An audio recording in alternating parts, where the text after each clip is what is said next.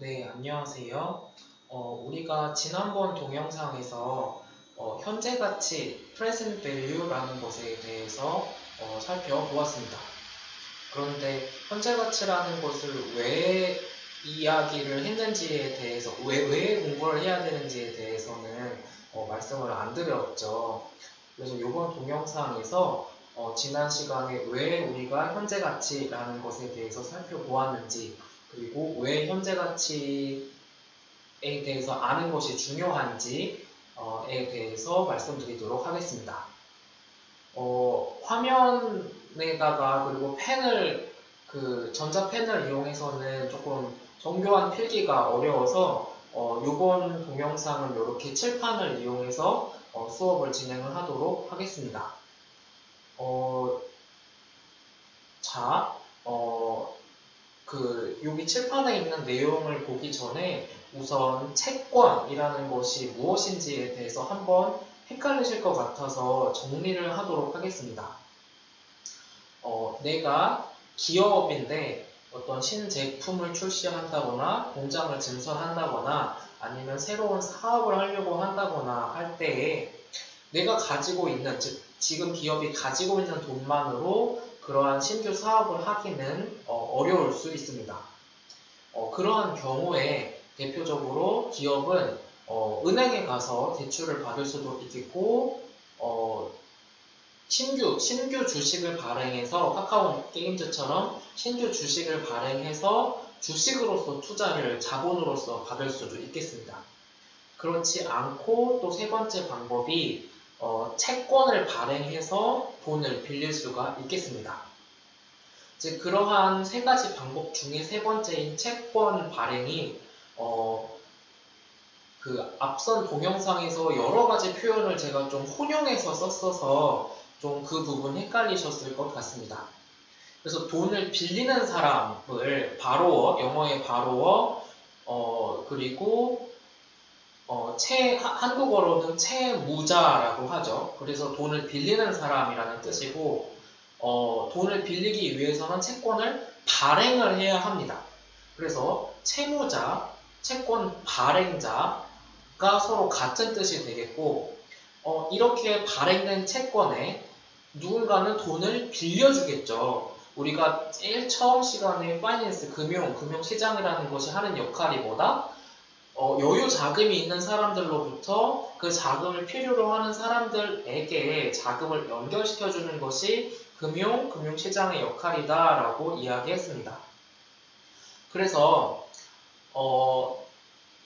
채권에 투자를 한다, 그리고 돈을 빌려준다, 그리고 채권을 산다 라는 것이 모두 다 또 같은 표현입니다. 즉 발행된 채권을 사거나 돈을 빌려주거나 아니면 투자를 하거나 이 세 가지가 다 채권자, 즉 돈을 빌려준 사람과 다 같은 표현이 되겠습니다.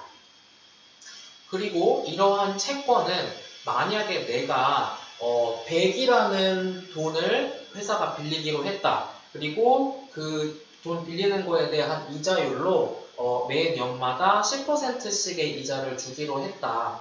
그리고 이러한 돈을 총 3년 동안 빌리기로 했다. 그러면 돈 빌리는 사람 입장에서, 즉 채무자 입장에서는 요 0시점, 채권 발행하는 요 0시점에 나에게 100이라는 돈이 들어옵니다. 그리고 이제부터는 돈을 갚아야 되는 거죠. 그래서 1년이 지나고 딱 이자로 100을 갚고 2년이 지나고 또 100을 갚고 3년 마지막 시점에 마지막 이자와 빌렸던 원금을 갚음으로써 요 현금 흐름이 이제 끝나게 되는 것이 되겠습니다. 이제 이러한 것이 채권의 어떤 캐시플로우 현금 흐름이라고 할 수가 있겠고요. 그렇다면 이와 같은 특성을 지닌 채권을 나는 채무자는 얼마에 팔아야 하고 혹은 채권자, 투자자는 얼마를 주고 사야 되냐의 문제가 생기게 되는 거가 되겠습니다. 그래서 우리는 그래서 바로 지난번 동영상에서 present value, 현재 가치라는 것을 공부를 한 것이 되겠습니다. 원칙을 먼저 말씀드리도록 하겠습니다. 모든 금융상품의 지금 가격, 가치는 그 금융상품을 가지고 있음으로 해서 얻을 수 있는 미래 수익의 현재 가치의 합이 지금 그 금융상품의 가격, 가치가 된다는 것입니다. 다시 채권이든 주식이든 파생 금융상품이든 무엇이든 모든 금융상품은 그 금융상품으로 인해서 발생하는 미래 현금 흐름의 현재 가치를 시킨 것의 합이 지금 그 금융상품의 가격, 가치라는 것입니다. 바로 이러한 원칙에 의해서 이런 특성을 가진 채권이 얼마의 가격에 투자자는 돈을 주고 사고 혹은 채무자는 돈을 빌리고 하는 것이 되겠습니다. 자, 만약에 그러면 자 보세요. 시장 이자율이 지금 10%라고 하자. 시장에 형성되어 있는 이자율을 10%라고 하자. 즉 내가 100이라는 만큼의 돈을 3년 동안 빌리려고 한다.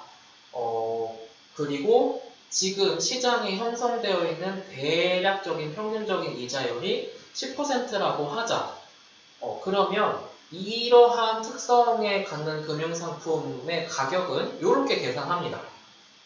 1년 후에 오는 현금 흐름 10, 그리고 2년 후에 오는 현금 흐름 10, 그리고 3년 후에 오는 현금 흐름 110. 1년 후니까 요거는 한 칸으로 할인하고 여기 두 번째 현금 흐름은 두 칸으로 할인하고 여기 세 번째 현금은 세 칸으로 할인을 합니다. 그래서 지금 동영상을 잠깐 일시중지를 시키고 스마트폰의 계산기에서 공학계산기 버전으로 바꿔서 요거를 계산을 해보시거나 아니면 공학계산기가 지금 바로 근처에 있으면 공학계산기로 요것을 한번 계산을 해보십시오. 그러면 자 계산해 보셨나요? 그러면 요 가격이 뭐가 나오나요? 요 한 덩어리 계산, 한 덩어리 계산, 한 덩어리 계산 그렇게 하지 마시고 요거를 쭉 다 입력을 하신 다음에 엔터를 눌러서 계산을 하시는 것을 추천합니다. 이제 그렇게 해야 그 단수 그러니까 반올림, 내림 그런 거 차이가 없게 되기 때문입니다. 그래서 요거를 계산을 하면 100이 딱 나옵니다. 그리고 같은 금융상품이야. 총 100달러를 3년에 걸쳐서 빌리기로 했고 매 년마다 요 100만큼의 돈을 빌려주면 10만큼씩을 이자로 주기로 했다. 그런데 지금 상황은 시장 이자율이 조금 낮아서 8%가 된 상황이라고 하자.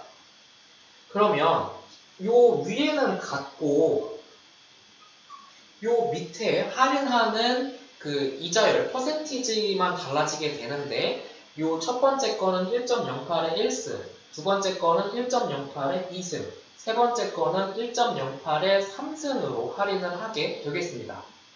그래서 요것을 계산을 해 보시면 그 값으로 105.1542 요 숫자가 나오는 것을 확인하실 수 있겠습니다.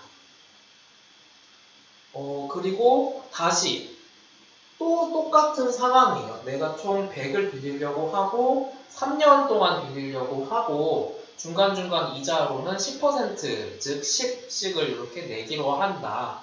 그런데 어떤 상황이냐면 세 번째 시장 이자율이 올라서 12%의 이자율이 형성되어 있다. 그러면 이 같은 금융상품을 할인을 할 때에 이 밑에 써야 되는 할인율로 12%를 써야 되겠습니다. 그래서 여기 한 칸, 두 칸, 세 칸 이렇게 할인을 하면 요것을 계산을 해 보시면 95.1963이라는 숫자가 나오는 것을 확인할 수 있겠습니다. 그래서 자, 지금 채권을 가지고 이야기를 하고 있고 이 채권은 시장 이자율이 어떻게 발행하기로 하냐면 총 100만큼을 빌리기로 하는 거고 3년을 빌리기로 한다. 그리고 중간에 나가는 이자는 100 곱하기 10% 하면 10만큼을 내기로 한다라는 채권입니다. 그런데 시장 이자율이 10%일 때, 8%일 때, 12%일 때에 따라서 지금 그 채권의 가격을 계산해보면 그 채권의 가격이 이렇게 달라진다라는 것입니다. 자, 예를 들어서 내가 돈을 100만큼을 빌리려고 한다. 개인이 내가 그러기 위해서 돈을 빌리기 위해서 은행에 갔다고 하자. 우리은행에 가서 돈을 빌리려고 하든 하나은행을 가든 뭐 국민은행을 가든 농협을 가든 뭐 많은 은행을 다녀보면 나에게 요구하는 이자율은 대략 비슷하다고 할 수가 있겠습니다. 왜냐하면 뭐 되게 비슷한 신용평가 모델을 써서 내 신용을 평가를 하기 때문이죠. 그래서 만약에 이와 같은 채권이 있다. 즉 100만큼을 3년 동안 중간에 내는 이자는 10씩 내는 상황으로 돈을 빌리려고 한다. 그런데 시장 이자가 10%로 형성이 되어 있는 상황이야. 그러면 이와 같은 채권을 이렇게 밑에 써야 되는 할인율로 지금 시장 이자율인 10%를 써서 계산을 하면 이와 같은 채권은 100의 요 0시점에 사고 팔고 할 수가 있겠습니다. 그래서 시장 이자율이 10%인 상황에서 이 채권의 가격은 100이다. 그리고 두 번째로 시장 이자율이 8%다. 그런데 이 채권은 중간에 주는 이자로 시장 이자보다 많은 10%의 이자를 주기 때문에 지금 할인을 8%를 넣어서 해보면 이 채권 가격이 100보다 큰 값이 나오죠. 반대로 시장 이자율이 12%나 되는데 이 채권은 그에 못 미치는 이자율인 10%밖에 중간중간에 못 주겠다라고 하자. 그러면 여기 밑에 할인할 때 12%, 지금 시장 이자율인 12%를 넣어서 할인을 했더니 이 채권의 가격이 95, 그러니까 100보다 작은 금액이 계산되게 되겠습니다. 이렇게 시장 이자율이 10%인 상황에서 이 채권은 100에 거래가 되겠고, 그러니까 채권자가 요 100을 주고 사갈 테고, 만약에 시장 이자율이 8%인 상황 하에서는 채권자가 맨 처음에 요 105만큼, 105.1542만큼을 주고 이 채권을 사갈 것입니다. 시장 이자율이 12%인 상황에서는 요 95.1963을 채권자가 채무자한테 주고 요 채권을 사갈 것입니다. 그래서 요 채권을 통해서 보신 것처럼 모든 금융상품은 그 금융상품을 보유함으로써 얻는 현금 흐름, 요 분모, 시장 이자율을 넣어서 할인을 하고 다 땡기고 요 0시점으로 다 땡기고 그래서 다 땡긴 거의 합이 지금 금융상품의 가격, 가치이다 라는 것입니다. 그래서 지난 우리 동영상 범위에서 present value, 현재 가치라는 것을 그래서 공부를 하는 것이 되겠습니다. 우리가 이번 단원 그리고 다음 단원 계속 이 채권을 가지고 이야기를 하지만 채권뿐만이 아니라 모든 금융상품, 즉 채권, 주식, 파생금융상품, 그러니까 뭐 선물, 옵션, 스왑 모두 다 지금 그 금융상품을 얼마에 주고 사고 팔아야 되냐, 즉 그 금융상품의 가격, 가치를 결정을 한 때는 그 금융상품을 가지고 있음으로 해서 나오는 미래 수익을 시장 이자율로 할인해서 지금으로 다 땡긴 거의 서메이션 하면 지금 그 금융상품의 가격, 가치가 계산이 된다라는 것입니다. 이러한 이유, 그러니까 모든 금융상품의 지금 가격은 그 금융상품을 가지고 있음으로 해서 얻을 수 있는 미래 수익을 현재 가치로 땡긴 거의 합이 그 금융상품의 가격이고 가치이다 라는 이 중요한 원칙 때문에 우리가 바로 앞 동영상에서 present value, 현재 가치라는 것을 공부를 한 것이 되겠습니다. 네, 그러면 이번 동영상에서는 이렇게 금융에서 정말 중요한 원칙 한 번 더 강조를 하면 모든 금융상품의 지금 그 가격 가치는 그 금융상품을 보유함으로써 얻을 수 있는 미래 미래 현금 흐름의 현재 가치로 다 땡긴 거의 합이다. 그래서 요렇게 계산한 것이 그 금융상품의 지금 가격이고 가치이다 라는 것을 요 시간에 공부를 했습니다.